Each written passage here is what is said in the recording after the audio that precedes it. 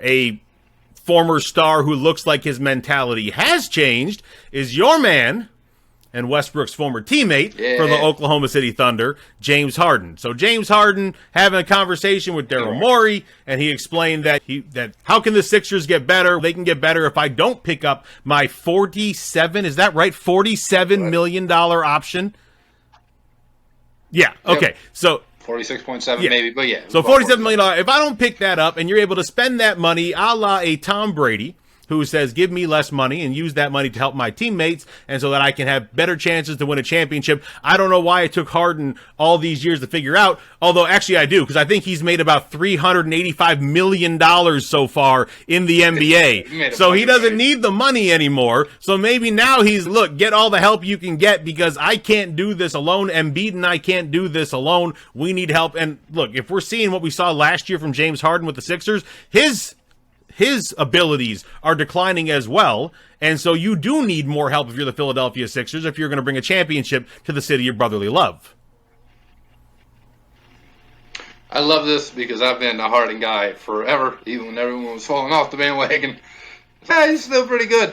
And even last year, the second half of the Sixers, I know it wasn't so good, but him and Embiid were still fairly impressive. I think they were the most efficient pick and roll duo in the NBA when, after Harden had got to Philadelphia. So there's always still something there where it's like, it didn't work this year, but maybe next year when all the pieces get together. I love this move though, and I think it shows obviously maturity in James Harden, just being more committed to winning. And it's something that he really wants to do, and I think it's perfect for him to do it at this stage in his career where I think he can still play basketball. He can still contribute to a team where he's not winning a ring and you're like, oh yeah, James Harden was just on that team. The way Gary Payton was just on the 2006 Heat, or Malone would have been on the 2004 Lakers. Although I guess he's better, but Harden's better now in his career than Malone or Payton were at that point, right? Jason Kidd, 2011 Mavericks, same type of thing. So you can actually say James Harden is a key piece to a championship team if they end up winning the title because of his unselfishness of saying, hey, get everybody else paid and then just figure me out last, and I'll still be here. I'm still going to produce the same, whether I make $47 million or $10 million, whatever the case is. And they can add some really good pieces because the Sixers are supposed to be a contending team. They haven't been so closely rumored to Kevin Durant or Kyrie Irving or something. But if Harden taking less money allows them to go and try to swing a trade where they're sending out Maxey or Dybul and Tobias Harris and some first round or something like that, and maybe you can land Kevin Durant, even if it's not a big fish like Kevin Durant, if it's somebody a little bit less high profile. I think Markieff Morris is interested in joining the Sixers, but the Sixers are holding out to see who else they can get, again, via free agency, via trade or whatever. And that's the type of flexibility a star like Harden taking less money allows you to have, because he's saying, hey, go make the rest of the team better and then figure me out, but just know you have me in the back pocket.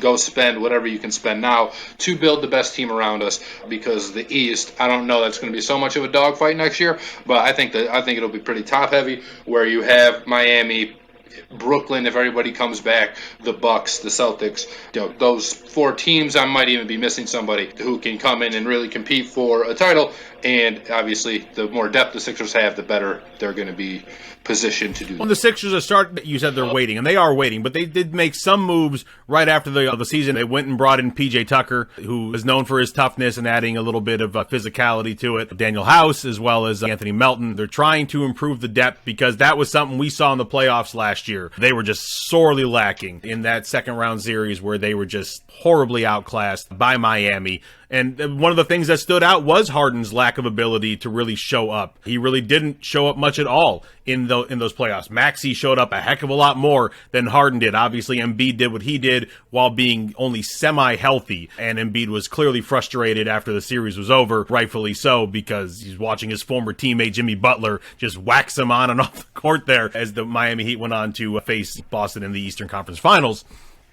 So I will give props, something I'd never do, to James Harden for being this intelligent at this stage in his career. Again, he look, he made a ton of money. Signed a $78 million contract, signed a $117 million contract, signed a $171 million contract before all this. So he's not broke, despite how much time he spends at strip clubs. He's definitely not broke. He definitely is set for life as long as he's at least a little bit intelligent about his money, and his family should be set for a long time as well. And if you are trying to boost your resume and be seen as one of the greats, he is missing a very vital piece of that, and that is an NBA championship. And so he can very much be a Clyde Drexler on the 94 or 95 Rockets, being a former star who was one of the best in the league at his position, but was able to agree to a lesser role while still being a very big piece and help your team win an NBA championship. So I will give him props for that, and we will see what Doc Rivers and the Philadelphia 76ers do to try to help Embiid and him get to where they haven't been. They haven't been since 2001, haven't won since 1983, and that is an NBA championship. So I give Harden props for being team first in this situation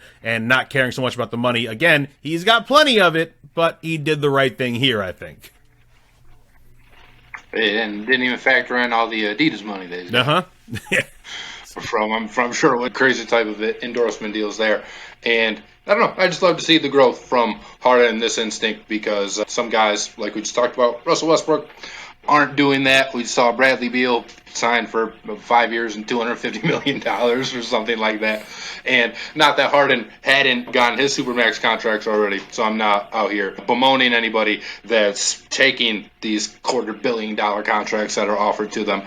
But I think you would see a lot of these guys have championships if they were to do this for their team. And I know not every situation's different. Bradley Beal playing in Washington, no real chance to win anyway, whereas Harden has a great chance to win with the Sixers. So it's different, but even in football, like you mentioned Brady when we first started talking about this, I don't know why more guys wouldn't go that route, honestly, because I think, like, you see all of these quarterbacks who are getting crazy money not win the Super Bowl, like, after they get paid. Even Matt Stafford, when he first got paid, highest contract ever. The Lions were really bad. Then he gets to a reasonable contract, gets traded to the Rams, and then they win the Super Bowl, partly because Stafford's better than Jared Goff, obviously, but partly because what Stafford was making allowed the Rams to still pay other guys on the team, because Stafford was outperforming what his contract number was, which is obviously what Brady has done for so long. And not that I don't want guys to get paid, but I think if you're in the position that Harden's in, or I don't know who else might, if Towns is in that situation in 4 or 5 years after his big mega extension where he's still a good player, but maybe he's not $50 million good. If he decides to go to a team and be like a real contributing piece while only making 10 or 12 million or something like that, I don't know. I think it's a good look for the NBA. I know, like, super teams are bad, but if you can have players be this unselfish, I think it's just going to make for better postseason play, because there's going to be better that kind of go deep into the postseason, or especially like by the second round when you get the final 4 teams in the East and the final 4 teams in the West all battling for it. So I'm all for it. And I get all it. for unselfish Harden. Yeah, I get you're setting yourself and your family up for your life for sure, hopefully your children's life as well, when it comes to money and not having to worry about them and their future. So I get that, obviously, and a championship doesn't feed your... It's great for history, it's great for memories, it's great for legacies. But that ring, that trophy, ain't going to feed your family. So if you have a chance to get a Supermax like a Bradley Beal, and now you are absolutely set for life, you take that shot.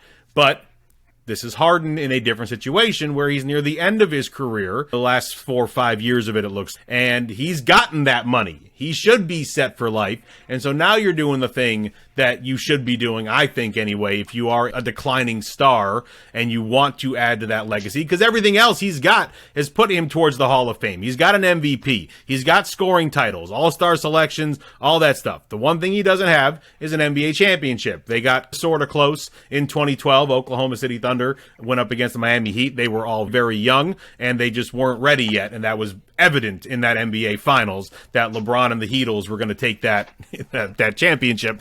The KD, Westbrook, Harden, they just... If the NBA had anything to say about it. Damn. So they made it was obvious back then that they weren't ready yet, and unfortunately for 2 out of the 3, they still haven't gotten to that Mecca yet. And this is one of Harden's last chance. Look, it didn't work in Brooklyn. It was too much drama, too much craziness between Kyrie and the COVID vaccine and not being able to play. And he didn't want to go there anyway. He wanted to go he likes Daryl Morey. He liked when Daryl Morey was with the Rockets. He wanted to be back around Daryl Morey, and Houston said, nah.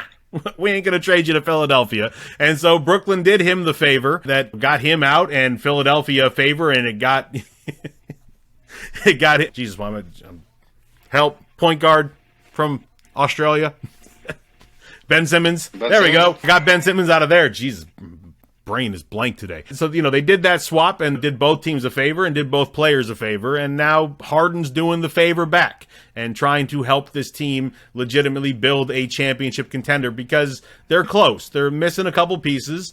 And with Harden being willing to drop probably about 35 of that $47 million off on who else could be on the team, they might be able to bring those pieces in, and Philadelphia might win a championship on the basketball court for the first time since 1983. It'd be the best $12 million contract ever.